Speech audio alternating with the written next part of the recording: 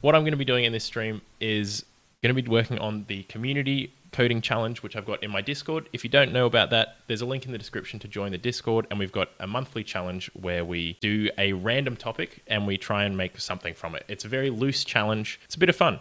So this month's challenge is Swarm, and what I'm going to be trying to do is some weird stuff with shaders to make the swarm happen. My idea is to store the information for some particles in an image so that we can update them with a shader to make updating a whole bunch of particles really fast. And the way that that is going to work is that we pack a float into a pixel, because each of the color channels of a pixel can hold 1 byte. So all 4 of them together, we get 4 bytes, which is the equivalent of a float. And so then what I can do is I can divide the image up into 4 quadrants. In this top left quadrant, that will hold the X position. In the top right quadrant, we can hold the Y position, and then the velocity down the bottom. So this is sort of the plan on what we're going to be doing. And I drew up a bit of a diagram on the steps involved. So the first bit here is going to be initializing the position and velocity, and then we can figure out how we're going to display all these particles. This is going to be a bit tricky, which is why I got all these question marks here. I think that you can do some stuff that makes sense with geometry shaders, but I don't know how to do that. Worst case scenario though, I will just loop through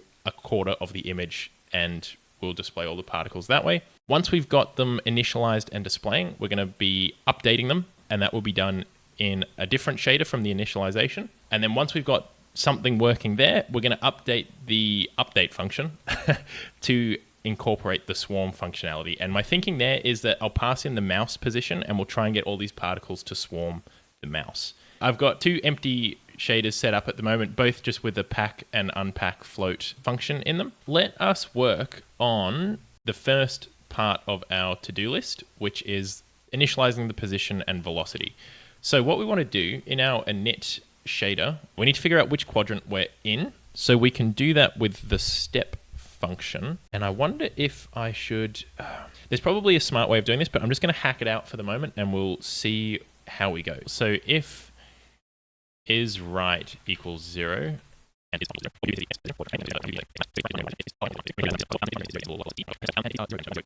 yes, then it is the Y velocity. Goodness gracious. Okay, what we essentially want to do is we might need to pass in the resolution of the screen, because for the X position, we want something between 0 and the screen size, and then same for the Y with screen height. And so that will get passed in, and we will need a random function as well. I think the book of shaders, oh my gosh, I cannot spell it all. The microphone like directly blocks my view of the keyboard and I can't quite touch type. Like I get close, but my fingers are a bit sausagey and so they miss the keys occasionally. Okay, so the book of shaders, by the way, if you're ever trying to learn shader stuff, look at the book of shaders. What we want is this here function that will just give us a random value between 0 and 1 for a given position. So we're going to yoink that. Thank you, book of shaders. Appreciate it. And we're going to paste it in here. So we can just pass in our actual position vector, and this will return a random value between 0 and 1, or pseudo-random, I should rather say. The X position will be a random value for our current position multiplied by the screen res X. And that will give us our random value somewhere on the screen in the X position. And then we can set the color, which is the output of this shader, into the packed version of that float. So what this function does is it just takes that floating point value and then gets the bits for it and essentially just rams them into the RGB and A channels and then returns our nice vector 4. And then we can store that in the color. Our Y position will be much the same. For the velocities, I think just use the random value, so it's somewhere between 0 and 1. I think that's kind of it for the initialization. I will just need to pass in this screen res vector. And for the moment, we'll create our data image to be the same size as the screen. Create graphics at the width and height that is in WebGL mode. Particle info.shader is the init shader to begin with. And then in the init shader, we want to set the uniform of the screen res, and we want to create a vector with the width and the height. So we can just do that with an array. We can run the shader by just drawing a rectangle, and then we should get a whole bunch of random stuff in there. And so then if I draw this onto the screen and run this, I'm expecting to get errors, but we'll see how we go. Yes. Surely that's not the only error. No, it's not. Error in the shader. Okay, yes, that makes sense. Something else. Double equals. Oh, I'm not doing. Oh dear, it's auto running. Yeah, this is something that always annoys me about the online editor for P5.js is when you're doing shader stuff and you've got auto run on, when it errors in the JavaScript, and so it takes you out of your file that you're editing. So if you're got a few things to fix up like this, you'll fix up like 2 of them, and then it'll auto update and then take you out. So I think hopefully, okay, that's not what I was expecting to see, to be honest with you. Let's just make sure that the quadrant thing is working and see what we get. We get a white screen. Oh, don't tell me it's just because I didn't, this error here probably says everything that you need to know. I need to put in a position for the image to be drawn. So let's run that. Okay, that's what we were expecting. That's good. That's good. This is just telling us that we know which quadrant we're in inside the shader. Oh, I think I flipped the Y position. I'm gonna do this just so that my own understanding is accurate. Because I think having your mental model in line with what is going on is a good thing. So that should flip the red and green. Yes, cool. Okay, we're on. So we know which quadrant we're in. So let's remove these colors now that we've oriented ourselves in the image, and we should hopefully see a whole bunch of random colors on the screen when we run this. Okay, so this is interesting. What we're getting here, I believe, is an artifact of this random function. We might just ignore that for the moment. How does that sound? You can see that the overall, where the velocity is a slightly different hue from where the positions are, and that's because I'm assuming the scale of these 2 values is lower, and so when they're packed into the float, they're more in a certain range, and that's why they're slightly yellower versus this top area. I think we've at least done the first thing here, which is good. So I'm going to cross this out. We've done that. Now we need to figure out how to get the information out of this image and display it on the screen. These question marks here are because I don't know what the best way to do that is. I'm sure that if you use like geometry shaders or something like that, you could extract this information purely on the GPU and create a whole bunch of, little circles or whatever and display it that way, which would be probably the most efficient way to do it. I don't know how to do that, so I am going to not do it that way. I'm just going to loop through them. 3 question marks means he's really serious about this. I am very seriously going to do it the dodgy way, and that's what the 3 question marks indicate.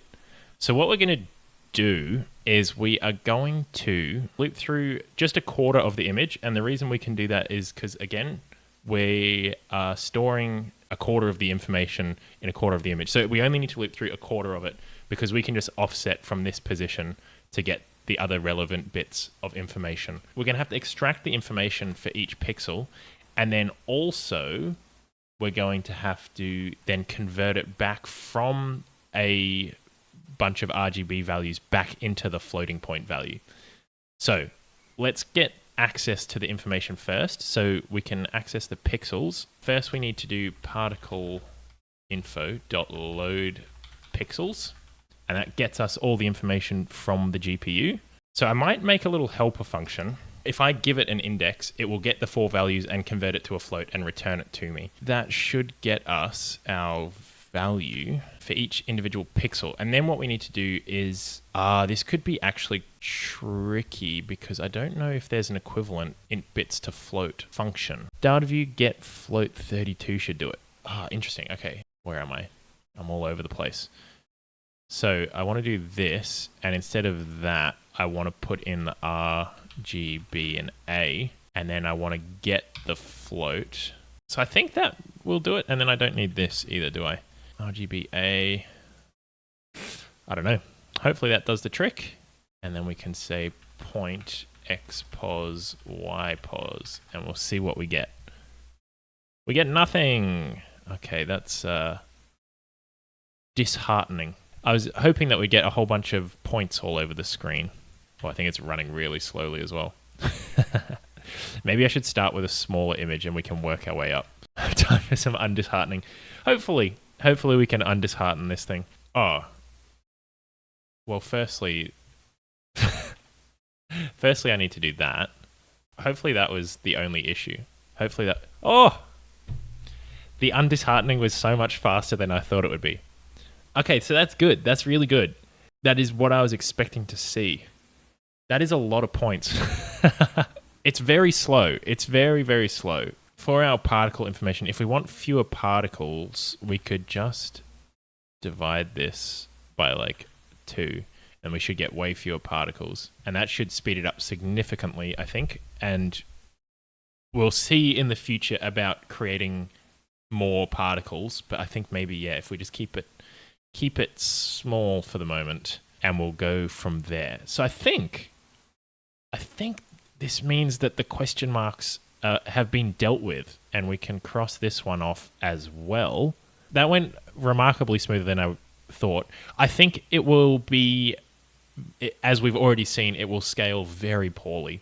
So we'll just keep the particle count low for the moment, and we'll see about optimizing that a bit later. I suspect that there's some GPU wizardry you can do for that, but I'm not going to worry about that from the moment. And now we can look at, that's updating, not updating the particles. So now the update loop. The first thing that we're going to have to figure out is, from the JavaScript side, getting the right information into the shader, because essentially it's going to use itself, like it's going to be self-referential almost. So I will need to do that. And then once we've figured that out, we can use that information from inside the shader to update the positions and velocities. We'll update the positions first because we've already got a velocity in there.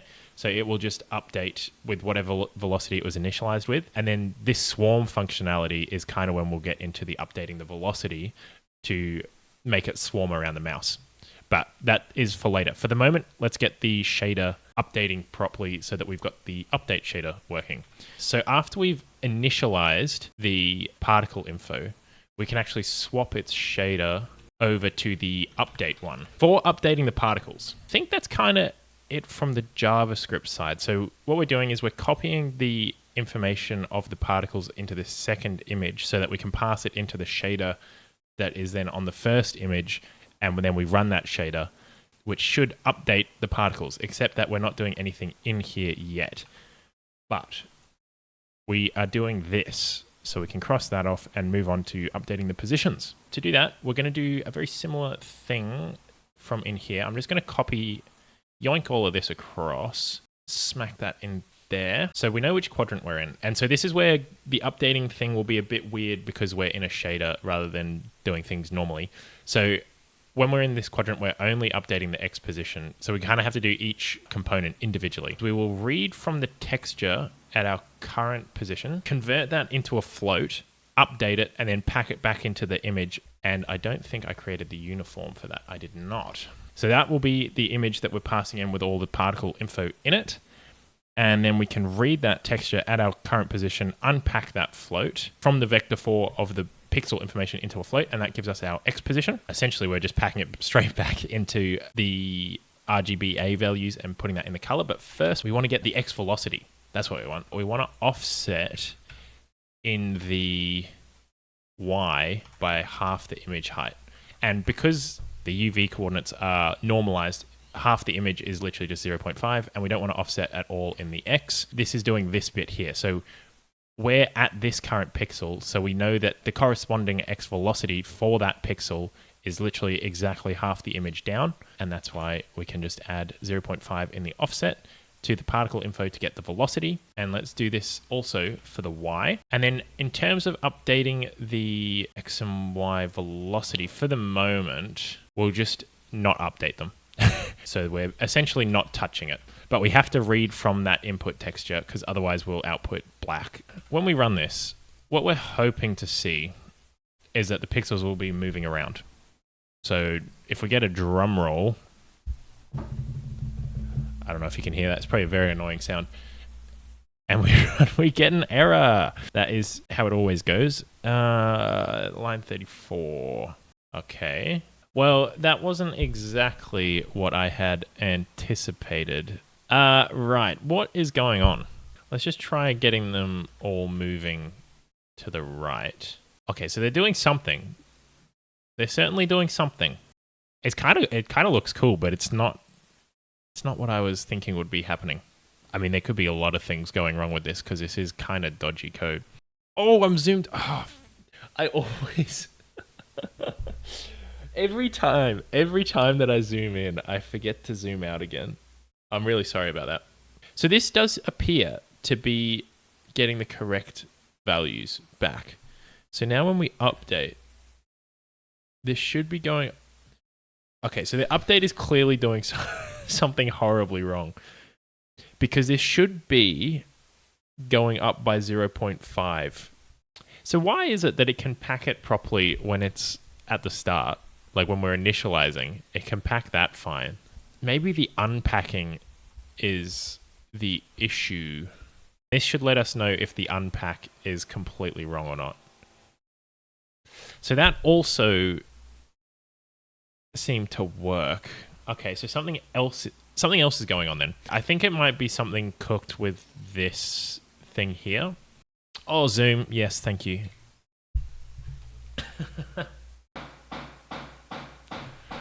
Sorry, there's so much noise outside my window. Hopefully that helps it a bit. Someone's like bashing some shit with a hammer out there. I don't know what's going on.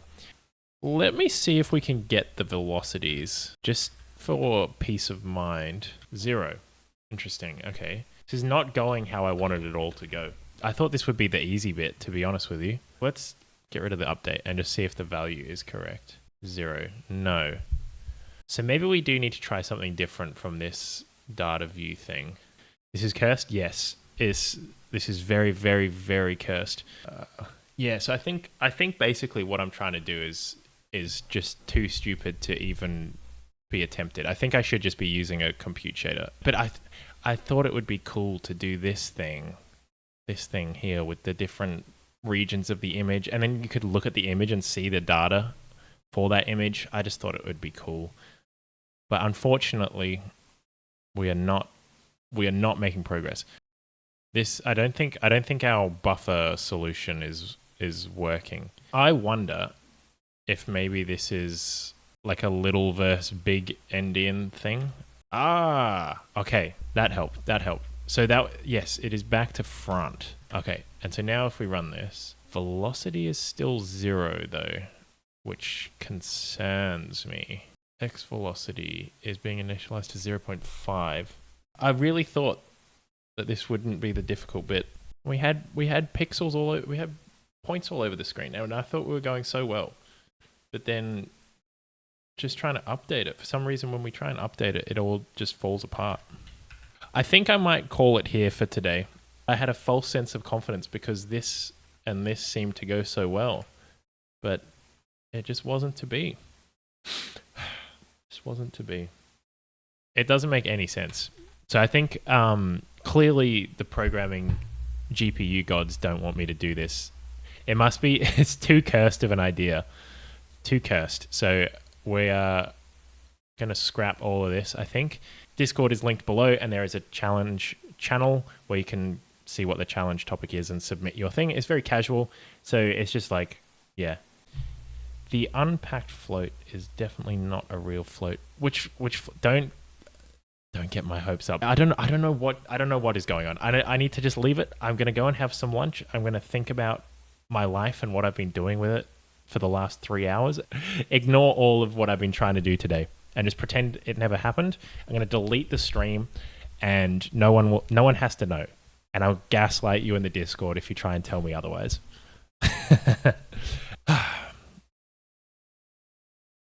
We are here to redeem ourselves. We are trying to do swarms, and we're trying to do it with some silly shader nonsense. Basically abusing a fragment shader to try and make it work like a compute shader. And to do that, we are using the pixels to store floats for particle positions and velocities. And we hit a major stumbling block last time that led me to doing this to my to-do list because we got a bit frustrated. We couldn't move on. But since that stream, I've figured out what was going wrong, and it was incredibly, incredibly stupid. So I'll show you what was going wrong, and then hopefully we can actually finish off this swarm challenge. But before we do that, I would just like to say a big shout out to all the members on the channel, and in particular to our one and only legend member, Tom Kirby Green. Big shout out. Thank you so much to all the members. Just being here and watching is already so much support. So thank you if you're watching this. I really appreciate it. Let's get into it. Firstly, I'm just going to, not do that, do that. Clear up our to-do list because we are back on. We're back on. And what we're going to be trying to do is work on this updating the position, which I actually have already gotten working. We are here to redeem ourselves. I'll show you what was going on. If you're in the Discord, then obviously you would have already seen this. Basically,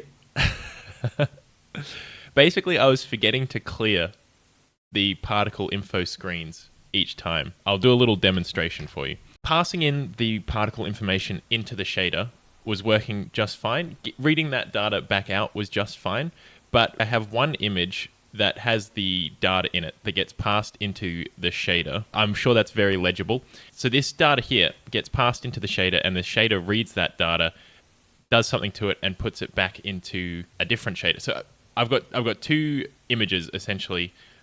Particle info 2 just holds the image and passes it into the shader, and then the shader writes to particle info, and that gets put back onto particle info 2. So it's sort of like this loop where this then gets put in here like this. Now, what was happening is that at this step, this image here hasn't been cleared of the data from last time. Let's do a nice close-up now. So this image had some data already in it, and this data is the packed information from the floats, right? And so when we were putting this into the shader, getting that new information back and then writing it back on top, this data was still already there. So then if we have some new data, so let's do something like this. When this data gets put back over the top of here, because there's already data in that image, the original image, the pixels are getting manipulated in a way that they shouldn't have been manipulated. So it's corrupting the data. Silly, silly, silly mistake. I clear it now, and it works. So now what we've got is a very basic bunch of particles moving around, and the update is actually working. So yeah, this was all I needed to do to make this work, is to clear the image. And as you can see, when we run this, we get particles moving around on the screen, which is great. That if we'd gotten this last time, that would have been fantastic, but we didn't. So we're back again. Now, there is some weird stuff going on still, I think, maybe, because in my init shader, I updated this to, in theory, have the x velocity and the y velocity go between -1 and 1. But when I run this, I don't think that there are any... Here, let me make this bigger, so hopefully we can see what's going on a bit better. But I don't think there's any that are going left or up. I think they're all going... Oh no, I think there are some going... There are some that are very, very, very still. So what I might do first is try and tweak the initialization of the velocity so that we get a bit more variation in what's going on here. We did see last time that the random function that we're using isn't very random. It's sort of like, well, it's definitely pseudo-random, but it's also maybe not so random at all. The other thing is, so these numbers that I'm printing out down the bottom, I just selected, I think, a random pixel. For some reason, a random pixel at coordinate 0, 2. I print out all the information for it.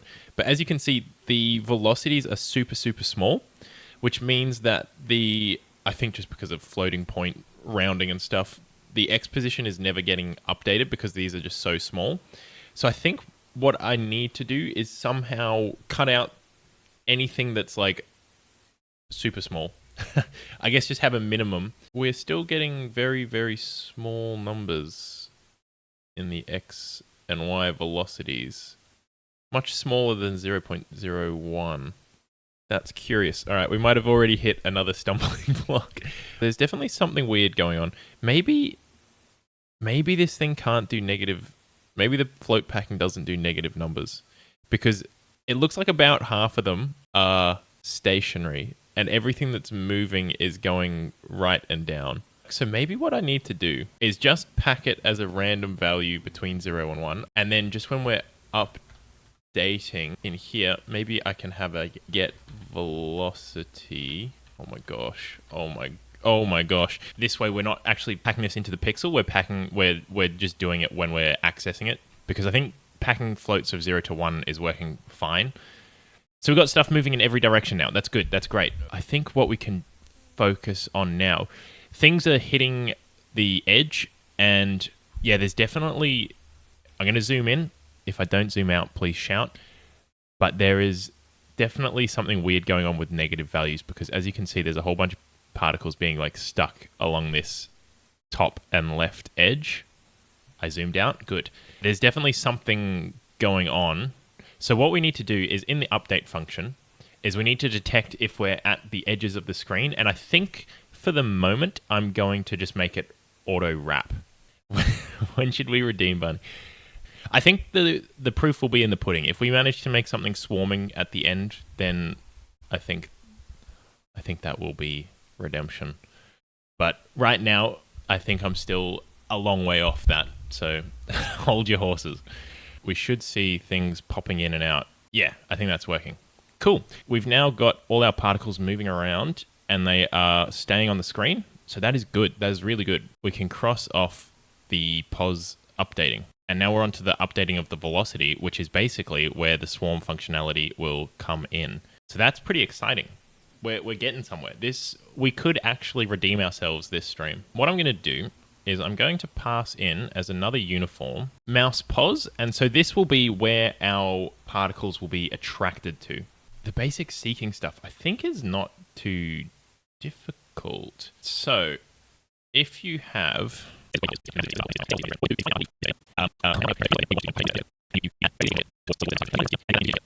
and that will like slowly pull it towards the desired target position. Right? Is that right? I think that's right. I could Google it, but that seems like cheating. Seeking steering target position minus the position that we're at. So that we've got that. Oh, but yeah, okay. So the thing is, we kind of need the X and Y for that. I was hoping to be able to do it discretely as the X and as the Y separately. There's probably a way of doing that, but I think I'm just going to brute force it and not do that. So what I might do then is I'm going to make a function, right, that will return a vector 4 with the X pos, Y pos, X vel, and Y velocity. This is kind of a ridiculous number of functions, but I think it will be helpful. Get rid of that, and we can say vector 4 particle info. Well, hey, did not mean to do that.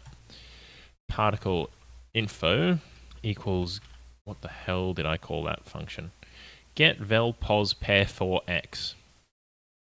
Excellent. That's brilliant, that is. At least you kind of know what it's doing. And so we can package all of this up into a function.